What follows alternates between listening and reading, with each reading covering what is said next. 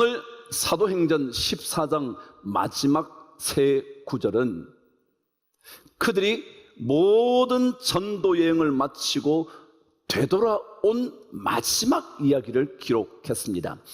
그들이라고 말한 이유는 바나바와 바울이 1차 전도 여행을 하고 그 마무리하는 장면이 오늘 말씀이었기 때문에 제가 그들이라 그랬습니다.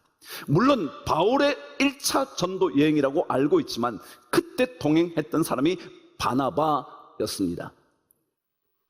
이 바나바가 바울과 함께 1차 전도 여행을 마치고 드디어 안디옥으로 되돌아온 겁니다. 그것이 오늘 첫 번째 모습입니다. 거기서라는 마지막 1차 전도 여행의 마지막 장소였던 아탈리아에서 배를 타고 안디옥에 왔다라고 기록한 장면입니다. 여러분, 이 안디옥은 헬라 시대의 알렉산드리아 이후에 가장 탁월했던 왕 중에 하나가 셀류쿠스 왕이었습니다. 그 왕이 자신의 아버지 이름이 안디오쿠스인데 그 아버지의 이름을 기념하면서 그가 곳곳에 안디옥이라는 이름을 가진 도시들을 세우기 시작합니다. 이 수리아의 안디옥도 그 중에 하나입니다.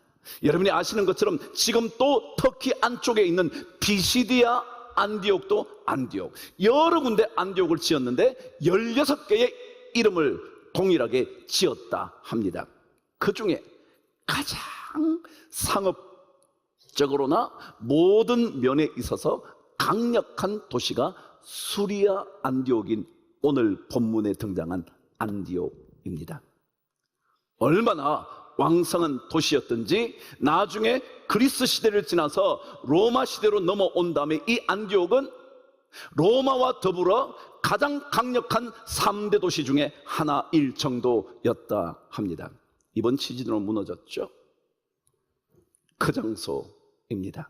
근데 이 장소는 어떤 특징들을 가지고 있느냐 하면 여러분이 아시는 것처럼 사도행전 11장에 가면 그 안디옥에서 처음으로 그리스도인이라는 명칭이 생겨납니다. 다시 말하면 우리는 예수 믿는 사람입니다. 그리스도인입니다. 예수는 그리스도, 예수는 그리스도라고 고백하는 사람들이 거기에서 처음으로 공식적으로 불려진 위대한 장소이기도 합니다. 근데 원래는 이 안디옥은 예루살렘에 스데반이 드디어 돌에 맞아 순교합니다. 그때부터 박해가 본격적으로 이루어지면서 많은 사람들이 피난하기 시작합니다. 아니, 박해를 피하여 곳곳으로 흩어지기 시작합니다. 디아스포라가 되기 시작하는 거죠. 그래서 간 곳 중에 가장 팔레스타인의 끝자락 쪽이 안디옥입니다. 그래서 거기에 많은 박해를 받은 그리스도인들이 살기 시작을 한 겁니다. 그곳이 바로 안디옥이었습니다.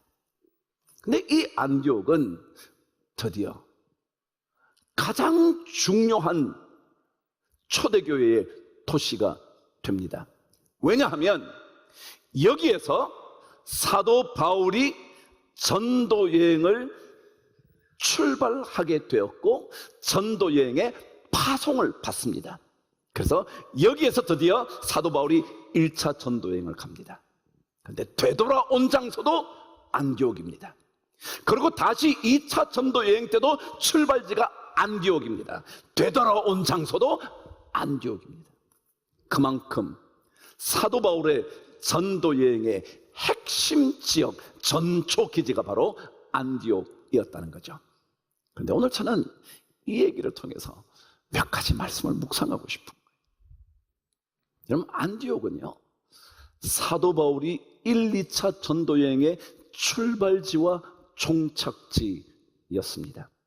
근데 이 안디옥에서 드디어 세계 복음 선교를 위하여 출발했거든요.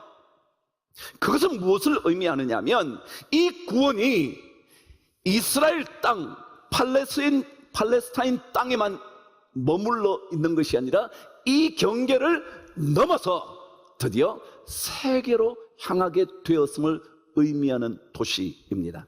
다시 한번요.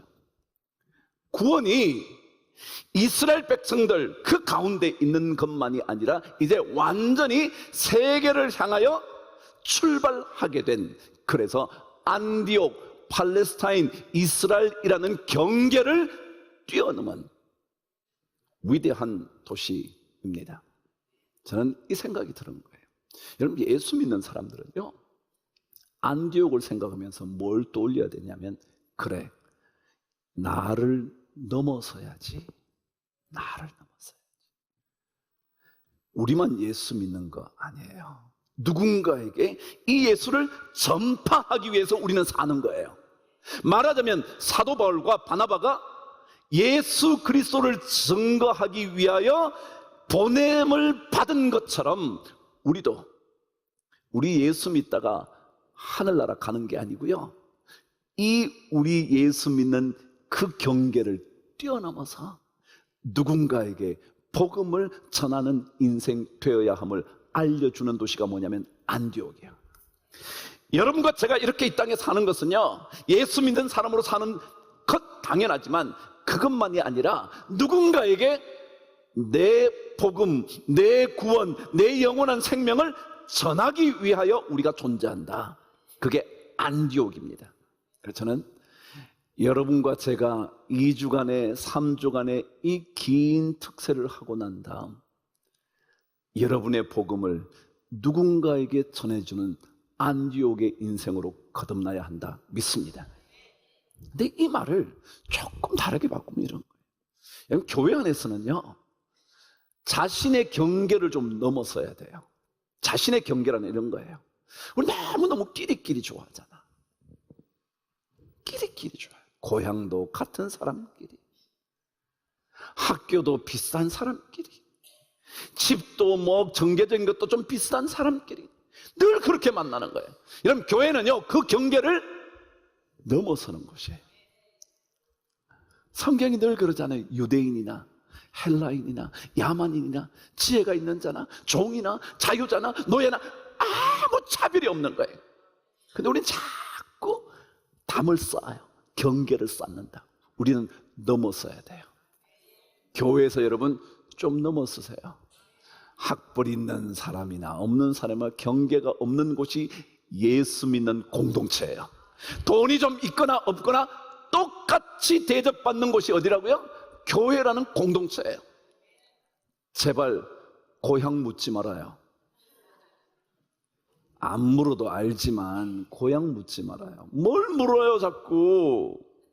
예수 믿는 거는요, 경계를 넘는 거예요. 안디옥의 경계를 넘어 드디어 세계 복음을 향하여, 그거거든요. 그게 안디옥이에요. 우리는 자기 마음에 맞지 않으면 불편해하죠, 어려워하죠, 아니 미워하죠, 비난하죠, 비판하죠. 그리스도인들은 자신의 경계를 넘어서는 거예요. 비교하면서 분리하는 게 아니에요. 우리는 하나 되는 거예요. 나나 당신이나 하나님의 귀한 존귀한 자녀라는 사실, 그거 하나로 자꾸 우리는 하나 되는 거예요. 그게 경계를 무너뜨리는 거예요. 세상은요, 제가 말씀드렸잖아요. 이념 하나만 다르면 증오한다고. 좌파냐 우파냐에 따라서 증오한다고. 여러분, 모든 파는 완벽할 수 없어요. 그리스도로 인하여 하나 되는 거예요. 그래서 교회에서 여러분 절대 뭐라 그러지 마라. 제발 정치 얘기하지 말아요. 뭔 정치 얘기를 해요. 교회는요, 그 경계를 뛰어넘는 거예요. 그렇지, 그런 의견도 있을 수 있지. 왜? 사람이 이 사람을 좋아할 수도 있고 저 사람을 좋아할 수도 있죠. 그걸 가지고 나누지만, 이게 안디옥이에요. 안디옥이요, 거기에서 머물러서 복음을 전해도 다 못 전할 거예요. 우리 여러분 생각해 보세요. 이 지역에 복음 전해도 다 전하지 못하지 않을까요? 근데 뭘 그렇게 쌓아두나요? 자꾸 넘어서는 거죠. 수리아 지역을 뛰어넘어 마게도니아 유럽까지. 그래요. 그게 안디옥이라는 출발지라는 사실 여러분 꼭 기억하세요. 그런데 오늘 성경은 이 안디옥에서 드디어 사도 바울과 바나바를 복음 전도를 위하여 보냅니다. 근데 보내면서 어떻게 하면서 보냈는가, 그 얘기를 오늘 말씀에 이렇게 기록하고 있습니다. 26절 저와 함께 읽어볼게요. 시작. 거기서 배 타고 안디옥에 이르니 이곳은 두 사도가 이룬 그 일을 위하여 전에 하나님의 은혜에 부탁하던 곳이라. 제가 아까 그랬죠? 안디옥은 사도 바울과 바나바를 1차 전도 여행을 보내려고 거기에서 파송했다고. 근데 그때 파송할 때 뭐라고 그랬냐면, 그때 파송할 때 하나님의 은혜에 부탁했던 곳이었다 그랬어요. 안디옥에서 출발해서 안디옥으로 되돌아왔어요. 근데 출발할 때 뭐에 맡겼다고요? 뭐에 부탁했다고요? 하나님의 은혜에 부탁했다라는 겁니다. 그래요. 안디옥은 어떤 곳이냐면요, 하나님의 은혜를 사모하는 장소예요. 하나님의 은혜를 기다리던 곳이에요. 아니, 하나님의 은혜에 자신의 인생을 맡기던 장소였어요. 여러분과 제 안에 이 안디옥이 있다는 말은, 기억이 남다는 말은 바로 하나님의 은혜에 내 인생을 맡기겠다는 것을 의미하는 거예요. 왜냐하면 하나님의 은혜 없이는 되는 게 없잖아요. 은혜 없이는 살아갈 수가 없네. 찬송 불러보지 않았나요? 은혜 없이는 살아갈 수가 없네. 나의 모든 것 다 주님의 것이니까 하나님의 은혜를 우리에게 주시옵소서. 그래서 히브리서 기자는 그렇게 말했어요. 은혜를 위하여 우리는 그 은혜의 보좌에 나가야 된다는 거예요. 히브리서 4장 16절은 그래서 이렇게 기록하고 있잖아요. 그러므로 우리는 시작, 긍휼하심을 받고 때를 따라 돕는 은혜를 받기 위하여, 얻기 위하여 은혜의 보좌 앞에 담대히 나아갈지니라. 그럼 우리는요, 은혜 받아야 돼. 은혜 받아야 돼. 은혜 없이는 안 돼요. 은혜 없이는 여러분과 저의 인생이 자꾸 꼬여. 되는 것 같은데 안 돼. 된 줄 알았는데 나중에 보니까 더 복잡해. 그래서 이 은혜가 필요해요. 은혜가. 그래서 사도 바울과 바나바를 보내면서 뭐가 필요하다고 그들은 깨달았냐면, 하나님의 은혜가 필요하구나. 이 일에는 하나님의 은혜가 필요하구나. 여러분과 제 인생에 경계를 뛰어넘는 삶을 살려면 뭐가 필요하구나? 은혜가 필요하구나. 은혜는. 여러분이요, 고향의 경계를 뛰어넘으려면요, 은혜가 있어야 돼요. 부유함과 가난함의 장벽을 뛰어넘으려면요, 은혜가 있어야 돼요. 그렇지 않으면요, 알게 모르게 조금 돈 있으면 뻑이고요, 알게 모르게 돈이 없으면 기죽고요. 그래서 예수 믿는 사람은 은혜가 있어요. 은혜. 여러분, 요즘 컴퓨터는요, 놀라운 정보를 갖고 있어요. 클릭만 하면요, 다 나와. 그냥 웬만한 건 여러분 다 나와. 얼마나 수많은 정보가 있는지 몰라요? 진짜로 세상 말로 접속의 시대예요. 접속만 하면요, 막 엄청난 것들이 나와요. 여러분, 1시간 전의 정보와 1시간 후의 정보가 달라졌어요. 왜요? 수많은 정보도 계속 업로드 되거든요. 그게 계속 올라가는 거예요. 업데이트가 되는 거예요. 그래서 1시간 전의 정보와 지금 정보가 달라질 수도 있어요. 그만큼 수많은 정보가 그 속에 담겨져 있어요. 어떤 사람은 잘 활용하고요, 어떤 사람은 그 수많은 정보가 있음에도 불구하고 하나 사용할 줄 모르고요. 근데 저는 그 생각이 들대요. 여러분, 하나님께는요, 얼마나 수많은 좋은 복들이 있는지 몰라요. 근데 우리는 접속하지 않아요. 하나님의 은혜가 엄청난데 그 속에 들어가기만 하면 그 놀라운 은혜를 우리가 다 맛볼 수 있는데 들어가지를 않아. 클릭을 안 하는 거예요. 하나님께 클릭하면요, 막 은혜가 쏟아지는, 오늘 히브리서 기자 말처럼 때를 따라 돕는 은혜를 얻기 위하여 은혜의 보좌 앞에 담대히 나가야 되는데 안 나가는 거예요. 안 나가는 거예요. 뭘 간다고 별거 있나? 아니요, 너무 별게 많아. 세상의 지식에도요, 접속하면 놀라운 것들을 너무 많이 배울 수 있어요. 그런데 하나님의 그 나라에는요, 말할 것도 없이 풍성한 하나님의 놀라운 것들이 담겨져 있어요. 그 안에 가야 돼요. 그래서 오늘 이 제자들은 사도 바울과 바나바를 하나님의 은혜에 부탁했었대요. 왜냐하면 은혜를 받으면 그들의 모든 전도 여행에 놀라운 일이 벌어질 거니까. 실제로 그러했고요. 제가 그랬잖아요. 2차 전도 여행에도요, 안디옥에서 출발, 안디옥으로 되돌아와요. 마지막 3차 전도 여행은 예루살렘 쪽으로 오지만요, 안디옥이요 가장 핵심적인 지역이에요. 근데 그 장소는 바로 하나님의 은혜에 그들을 맡겼던 장소예요. 전 여러분과 제 인생을 하나님의 은혜에 맡기게 되기를 축복합니다. 내 주 하나님 넓고 큰 은혜는 저 큰 바다보다 깊고 넓다는 사실을 기억하시고 그분께 우리의 인생을 꼭 맡기게 되기를 바랍니다. 내 인생을 하나님의 은혜의 바다에 던지고 싶습니다. 나를 도와 주시옵소서. 여러분, 은혜는요, 사모하는 자들에게 주어져요. 그냥 주어지지 않아요. 은혜는요, 하나님 저에게 은혜를 주옵소서. 왜요? 은혜의 보좌 앞에 담대히 뭐 해야 된다고요? 나아갈지니라. 안 나가면요, 엄청난 은혜를 경험할 수가 없어요. 그 놀라운 은혜의 바다에 우리 모두 우리 자신을 던져야 돼. 결론이에요. 드디어 1차 전도여행을 다 마치고 안디옥으로 왔어요. 와서 어떻게 이야기를 하고 있냐면 27절 말씀이에요. 시작. 그들이 이르러, 어디에 이르렀다고요? 안디옥에 이르러, 시작, 교회를 모아 하나님이 함께 행하신 모든 일과 이방인들에게 믿음의 문을 여신 것을 보고했대. 사도 바울과 바나바가 와서, 야, 1차 전도여행 때 일어났던 수많은 이야기들 너는 아냐? 막 얘기합니다. 그래서 안디옥은 세 번째 이런 곳이에요. 믿음의 이야기가 풍성한 자리가 안디옥이에요.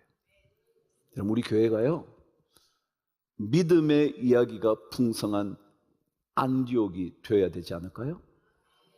모여가지고 딴 얘기하고, 왜 여기 모여서 정치 얘기를 해요? 왜 여기 모여서 남을 비난해요? 왜 여기 모여서 사회를 비난해요?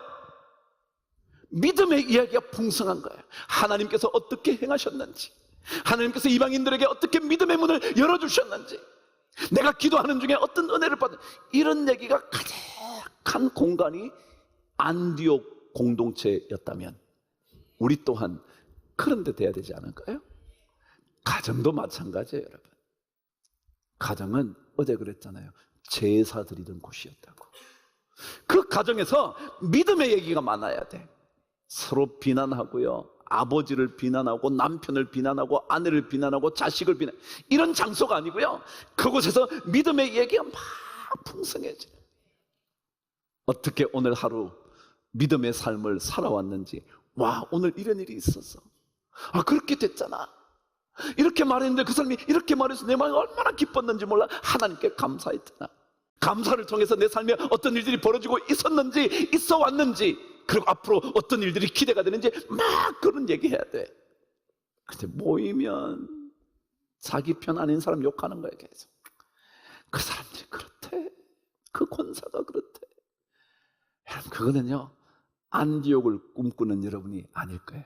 안디옥을 꿈꾸는 사람은요, 하나님을 향한 믿음의 놀라운 얘기들이 풍성해야 돼. 신앙의 삶은요, 우리 삶 속에 하나님의 은혜로 말미암아 내 안에 하나님의 이야기가 자꾸 많아져야 돼. 하나님의 이야기예요. 내 삶에 역사한 하나님의 이야기. 그 이야기로 인하여 하나님의 놀라운 역사를 증거하는 안디옥의 인생으로 살아가기를 하나님은 가르쳐 주시는 거예요. 이것이 바로 안디옥이에요. 여러분과 저 열심히 달려왔어요. 진짜 아마 너무 힘드셨을 거예요. 근데 최선을 다해서 왔어요. 이 모든 이야기가 이제부터 점점 더 수많은 얘기로, 믿음의 이야기로 우리 교회 안에 퍼져갈 수 있게 되기를 축복합니다. 여러분과 제 삶의 경계를 넘게 해야 그 자리에서 세계로 향했거든요. 팔레스타인의 좁은 그 땅 수리아 지역이 아니라 이제는 복음이 만방에 전해지는 전초 기지였거든요. 경계를 뛰어넘는 거예요.